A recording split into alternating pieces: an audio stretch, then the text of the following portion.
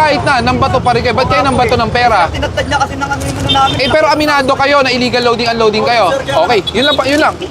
O, so may violation po. Ayun nga po, sir. Bakit naman po tatad rin ng ganyan karami yung violation? Dapat yung violation lang, sir. Nakikiusap kami ng maayos, sir, eh. Arrogance. Tama na. So welcome back sa inyo mga kaibigan. Ngayong araw magre-react na naman po tayo sa isang video ni Dada ko. Actually mga kaibigan, luma na po itong video. Disclaimer, matagal na po ito. Gusto ko lang gawa ng reaction video and commentary kasi medyo kakaiba yung ganitong klaseng episode mga kaibigan. No? Hindi siya usually na ginagawa, kaya gagawa natin ng reaction video and commentary kasi bagong ano siya sa akin mga kaibigan. No? Para sa mga mata ko, bagong ano siya, senaryo. So awareness lang to mga kaibigan, no? Para sa mga kapanood. Siyempre, kung bago ka lang sa YouTube channel, Facebook and TikTok, pakita mo na subscribe button and follow button. Yun lang mga kaibigan, simulan na po natin to in 3, 2, 1, let's go! Bus driver sa mukha ng pera. Tawagin niyo yung bus driver. Bakit siya pinara?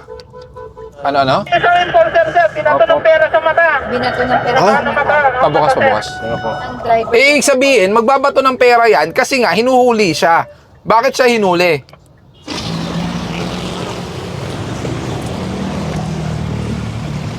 Sino sinuntok?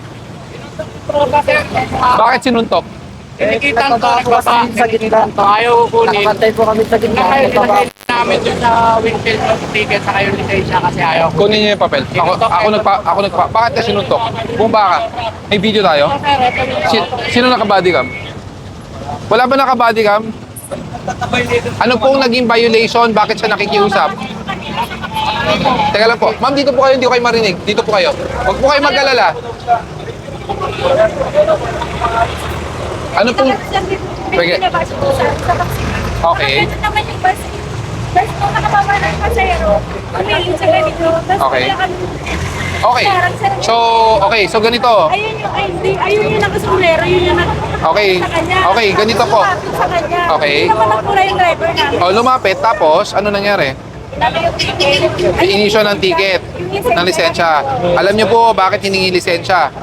Kasi po illegal loading, unloading. Bawal po magsakay at magbaba doon. Pinatuto na kada ako yun, pinatuto sa mukha ito. Bakit Hindi niyo naman siya binato sa mukha. Sombrero lang tumama, sir. kahit na, nang bato pa rin kayo. Ba't kayo nang bato ng pera? Tinatad niya kasi ng ano yung namin. Pero aminado kayo na illegal loading, unloading kayo. Okay, yun lang. O, so may violation po. Ayun nga po, sir. Bakit naman po tatad rin ng ganyan karami yung violation? Dapat yung violation lang, sir. Nakikiusap kami ng maayos, sir, eh. Arrogance. Tama naman. Dalawa lang naman na. Ano yung 017? Tinagdad niya kasi ng violation, sir. Nakikiusap ako kanina pa. Boss, ang makikiusap, kung hindi, alam mo aminado ka illegal loading, unloading kayo. Okay, wait lang. Tanggap ko po yung O, tanggap nyo na may mali kayo. Pero ba't naman Okay. tatad ka rin ng isang violation lang, sir? Anong gusto mong violation? Isang ano niyan? Oh, pag illegal loading, unloading, talaga namang 1,000 eh. Kaya nga, tinatad niya ako, ilang beses niya ako sinulat sa ano eh. Saan? Paano tinagtag? Dalawa lang violation mo. Tinatanong ko ba sa kanya bakit niya tinatad? Sabi niya, wala akong pakialam. Bumaba ka nga dito. Paano tinagtad? Pwede niya naman sabihin, sir, kanina lang, hindi ko naman tinatad yan eh. Alam mo, the way na pakikiusap mo, agree ako sa ginawa ng enforcer na nilagyan ka ng arrogance. Kasi hindi ka nakikipag-usap ng maayos. Ako kausap mo ngayon, tapos nakikipagsigawan ka sa akin. Hindi, sir, pinapaliwanag ko lang, sir, kasi kanina na rin kami O yan, kung ganun ka sana makipag-usap, wala tayong magiging problema. Sir, pinapaliwanag ko lang po. Ang tanong ngayon, bakit mo binato ng barya yung enforcer? Sino nang bato ng barya? Okay, bumaba ka. Bakit mo binato yung enforcer ng barya? Kasi sir, sabi ko sa kanya kanina, sir, maghahati po kami sa pabus dyan. Oh, Wala eh. ko pakialam kahit presidente pa ng Pilipinas. Bakit mo binato ng barya yung enforcer? Ako sa kanya, tindig naman, ang daming sinulat. Ang tanong, paano naging marami? Dadalawa lang po yan. Sir, ilang beses siya naghanap. Tinanong ko pa sa kanya, sir, bakit po tinatad? Sabi niya, wala akong pakialam. Dalawa, paano nang abala? Kayo na ngayon illegal loading, unloading na. Tamang tinikitan kayo.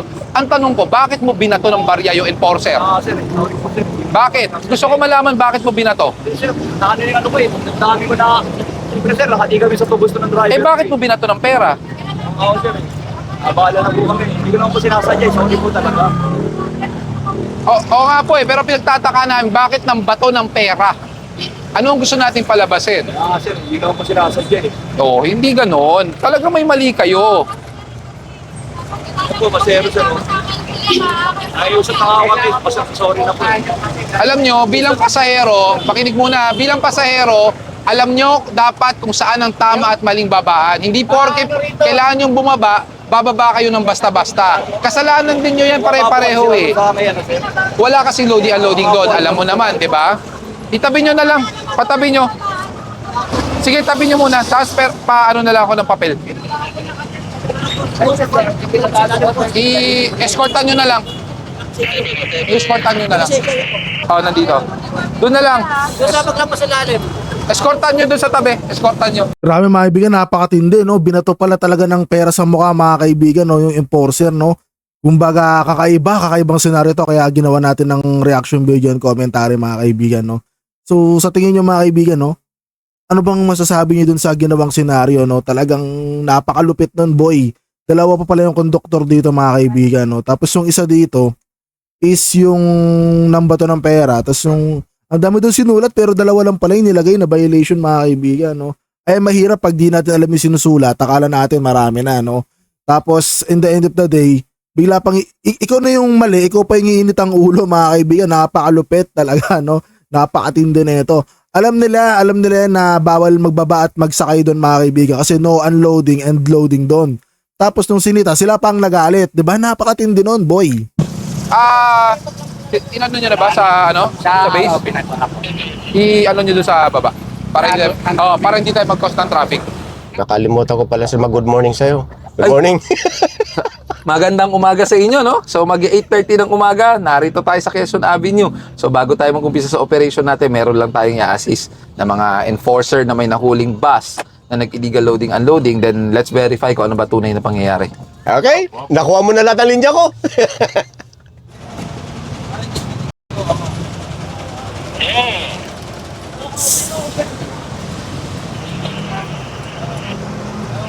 Patawag yung enforcer na may hawak ng video. Pinababa na ito mga pasahero. Sige, baba na lang, dito tayo mag-usap. Padala na rin yung papel nyo. Alam nyo naman palang may mali kayo eh. Alam nyo, matitigas lang kasi talaga mga ulo nyo. Pag kayo ang natikitan, kayo pa ang galit sa enforcer na alam nyo namang mali kayo. Simpleng-simple lang yung illegal loading, unloading. Lalaki pa yung problema nyo. Sino yung bato? Siya. Ng pera. Hindi ko sinasadya. Hindi. Paano hindi mo sinasadya? Nasaan yung barya? Nasa bulsa o nandun sa dashboard mo? O bakit mo binato ng pera? Para pamukaing. Kulit mga kaibigan, no? Dito sinasadya. May ganun ba? Nambato ka ng pera sa mukha, di mo sinasadya. Ano ka? Baliw? Baliw ka ata eh. Walang ganun mga kaibigan, di sinasadya. Malabo yun, boy. Pagka ikaw na mali, ikaw pa galit, baliw ka talaga nung pagka ganun mga kaibigan, no? Biro mo, binaba mo sa illegal loading and unloading or no loading unloading, no? Correction yon.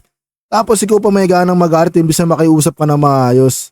Diba? Sabihin natin medyo balagbag rin yung enforcer pero wala ka magagawa, mali ka rin eh. Diba? Dapat ka magpakumbaba ka kasi ikaw yung pinakamali doon kasi nagbaba ka at nagsakay ka rin sa bawal babaan at sakyan eh, diba? Kinutongan kayo. Ganun ba? O, ba't pera ang binato mo? Pwede mong batoy ng mineral water. Bakit barya? Simpleng illegal loading, unloading. At hindi sa lahat ng oras ang pakiusap tatanggapin. Hindi po. Abuso. Oo nga, tinikitan nga kayo. Ngayon, Hindi naman dinobse na paano illegal loading, unloading? Sabi kasi sa kanya, sir, kanina, kung contest ka, nagsasagutan sila, sir. Lalagay ko rito. Wala namang problema. Kung gusto mag-contest kayo, karapatan nyo yan. Pero hindi yung all the time na pag nakiusap kayo, pagbibigyan kayo. Abuso na ang pakikipag-usap sa kayo mga pakiusap na yan. At alam nyo rin sa sarili nyo na talagang mali kayo. O, di ba? Wala ang problema papel nyo eh. Kaso kayo ang nagbigay ng problema sa sarili nyo. Asan yung mga video natin? Tingnan.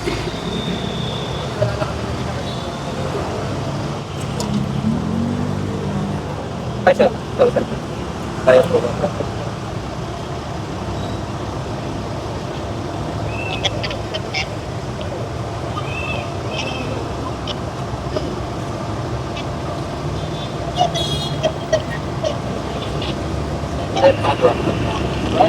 Mga kaibigan, doon sa video na pinapanood, parang hindi sila hindi sila humihingi ng patawad tsaka pasensya, mga kaibigan. Parang sila talaga yung matigas dito, mga kaibigan. Asan na yun? Tawagin nyo nga. Asan na yung lalaking to? Oo nga. Asan na? Asan na yung ano? Driver. Driver po. Hindi, yung lalaki. Dito sa loob. Bossing! Halika! Kanina ang tapang mo, ngayon nagtatago ka dyan.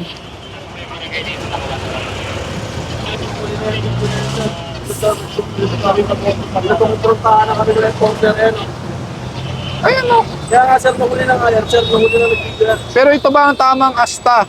Nakabito rin ako yan, sir. O nasaan? Labas mo video mo. Kaya nga sir, kasi pinanood na lang ako sa mga maraming talaga. Nasaan video mo? E di labas mo rin. Pakita mo video mo. Para patas. Sige, labas mo. Para patas tayo. Oh. Ayan o.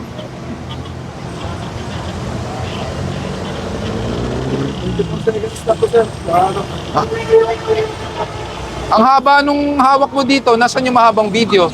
Ayan o, kanina ka pa nakaganon. Dito po sir, isa kasi tinapos ko ako na po. Then pinakano ko na lang ito, sir.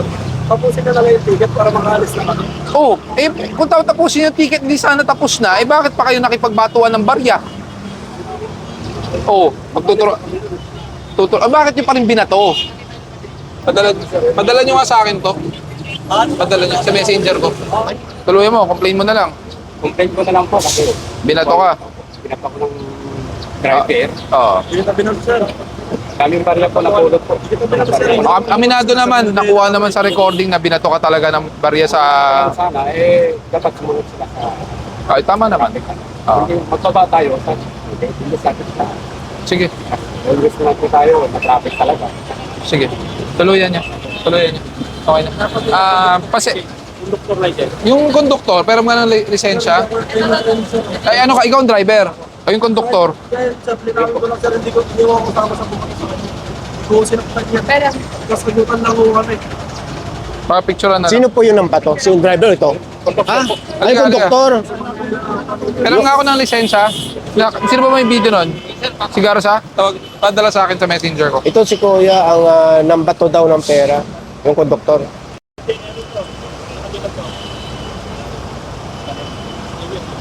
Ito yung sa konduktor, siya yung nambato. Ano nyo? Disobedience to person in authority. Para may para may kaso talaga. I-ano nyo na lang sa messenger, sabihan nyo si Hepe nyo, i-update na lang din ako, ha? Sige. Na lang, turn over ko na sa inyo kasi mag-reklamo daw. Ganun na lang. Doon, sa may bago bumaba, bago umilalim. Well, na-tsempuan natin. We were wondering kung bakit medyo mabigat ang traffic. Then, yun nga po, may nakita tayo isang bus na nakahinto po sa gitna ng Quezon Avenue. So, apparently, upon verification, ito po pala ay hinuhuli for illegal loading and unloading. Unfortunately, kaya medyo tumagal po dahil nagkaroon po ng diskusyon. And based on the video that we have gathered, based on the recording of our traffic enforcers, nakita natin na medyo aggressive nga po ang driver at pati po yung kanyang konduktor. Then, after the issuance of the citation ticket, nalaman din nga po natin na kumuha po pala ng barya at binato po ang ating enforcer. So, either ways, ito po ay isang malaking pambabastos sa ating ahensya at pati sa ating mga enforcers. Dahil ang ating mga enforcers po, pinapatupad lang naman po ng tama. Tama po ang ginawa ng enforcer na tinikitan po ng illegal loading and unloading. At dahil po sa pagiging arrogante, ito po ay nadagdagan ng arrogance na violation which will require a seminar for the violator. So I don't see the point kung bakit po kailangan batuhin pa po ng barya or ng pera ang ating mga enforcer. Either ways, to make it look like na tumanggap ng pera or kung ano man po, isa pong malaking maling gawain po ito. Bale, aggregate sir, ano ang mga reklamo makakarapin niya? Well, first and foremost, meron po siyang violation na haharapin na illegal loading and unloading. Then arrogance, ito po ay may violation na kailangan po niya mag-seminar prior to getting his license again. Then aside from that, yung enforcer po natin na binato po ng pera, magsasampa po siya ng reklamo. And one thing that we are seeing here is disregard or disobedience to person in authority po. And aside from that, yung pambabastos po sa ating mga enforcers. I hope this sends a message sa ating mga kababayan, sa ating mga motorista na kung kayo po ay may mali at tanggap nyo naman po sa sarili nyo, wag po natin pairali ng emosyon po natin.